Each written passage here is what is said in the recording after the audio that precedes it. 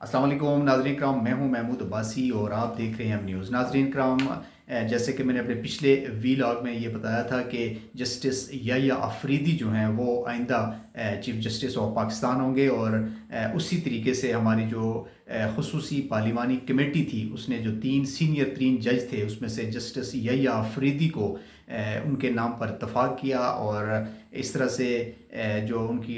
वज़ीर-ए-आज़म को समरी भेजी गई और वज़ीर-ए-आज़म की एडवाइस पर सदर ने मंजूरी दे दी और अब बाकायदा उनका नोटिफिकेशन जारी कर दिया गया और इस तरह जस्टिस याह्या अफरीदी जो हैं वो आइंदा 3 साल तक के लिए चीफ़ जस्टिस ऑफ पाकिस्तान होंगे।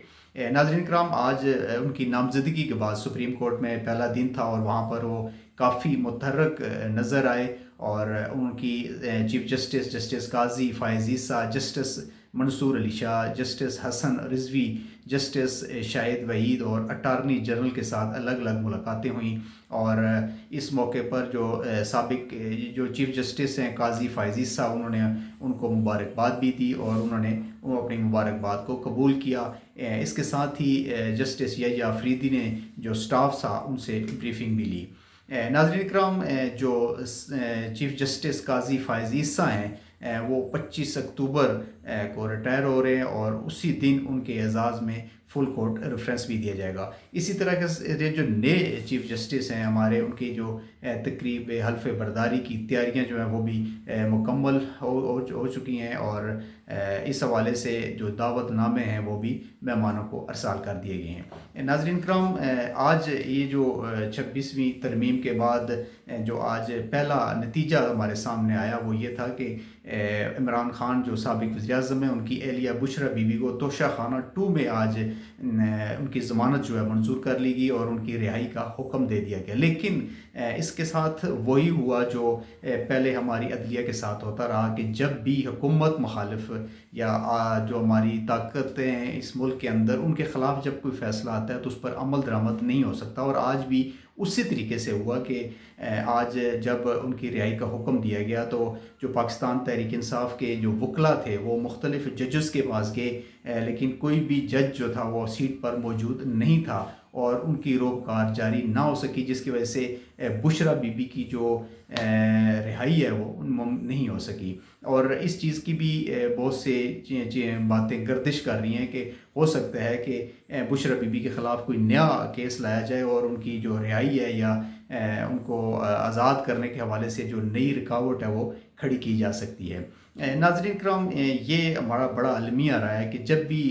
ताकतवरों के ख़िलाफ़ कोई फ़ैसला आता है तो उस पर अमल दरामद जो है वो नहीं होता और जब किसी गरीब या मस्कीन या आम शहरी के ख़िलाफ़ कोई चीज़ आती है तो फ़ौरी तौर पर उसके हुक्म से भी पहले उस पर अमल दरामद जो है वो उस पर करने की कोशिश की जाती है। बहरहाल ये हमारे मुल्क की बड़ी बदनसीबी है, इसको नहीं होना चाहिए। दूसरी तरफ देखा जाए तो जो 26वीं आइनी तरमीम है इसको सुप्रीम कोर्ट की जो लाहौर रजिस्ट्री है उसमें चैलेंज कर दिया गया है और साथ ही पाकिस्तान तहरीक इंसाफ की जो कोर कमेटी है उसका इजलास हुआ है और उन्होंने इस 26वीं आइनी तरमीम के ख़िलाफ़ मुल्क की तहरीक चलाने का ऐलान कर दिया है और इस वाले से मुख्तलिफ जो कमेटियाँ हैं वो तश्कील दे दी गई हैं। दूसरी तरफ जो हमारे वकला हैं वो बहुत ज़्यादा मुतहर्रिक हैं और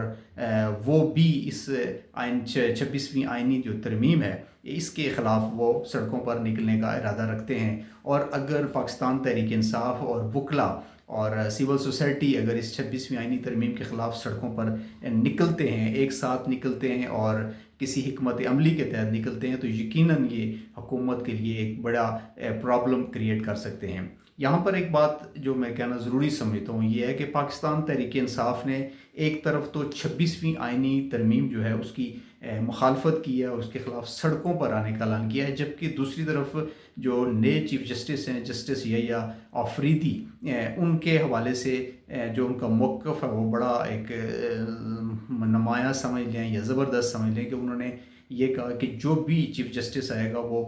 उसके साथ खड़े होंगे और उसकी हमायत करेंगे। ये एक बड़ा पॉजिटिव साइन है कि जो भी इदारे हैं या इदारों के सरबराहान हैं वो हमारे लिए काबिल एहतराम हैं उस सूरत में कि जब वो अपनी आइनी हदूद और क़यूद जो है उसको क्रॉस ना करें। تو اب جو چیف جسٹس ہوں گے وہ ان کا جو عہدہ ہوگا وہ ظاہر ایک نمائشی عہدے کے طور پر دیکھا جائے گا، کیونکہ یا اس کے ساتھ ہی ایک آئینی بینچ جو ہے وہ بن رہا ہے، اور جتنے بھی آئینی معاملات ہوں گے وہ سارے اس بینچ کے پاس چلے جائیں گے۔ اب جو نئی صورتحال ہے وہ یہ ہے کہ اب جو کمیٹی جو ایک نیا آئینی بینچ تشکیل دے گی، اب اس پہ سب کی نظریں مرکوز ہیں، اور اب دیکھتے ہیں کہ آئینی بینچ کا سربراہ کون بنتا ہے۔ بہرحال ہماری دعائیں ایک دفعہ پھر اپنے اس ملک اور قوم کے ساتھ ہیں کہ اللہ تعالیٰ اس ملک اور قوم کو اپنے حفظ و امان میں رکھے۔ اللہ تعالیٰ ہماری جو آنے والی تکالیف ہیں، رکاوٹیں ہیں، مشکلات ہیں، اس ملک کے لیے جو آزمائشیں اور امتحان ہیں، اللہ تعالیٰ ان کو ختم کرے۔ آئندہ بھی لاکھ تک کے لیے اجازت دیجیے، بہت شکریہ، السلام علیکم۔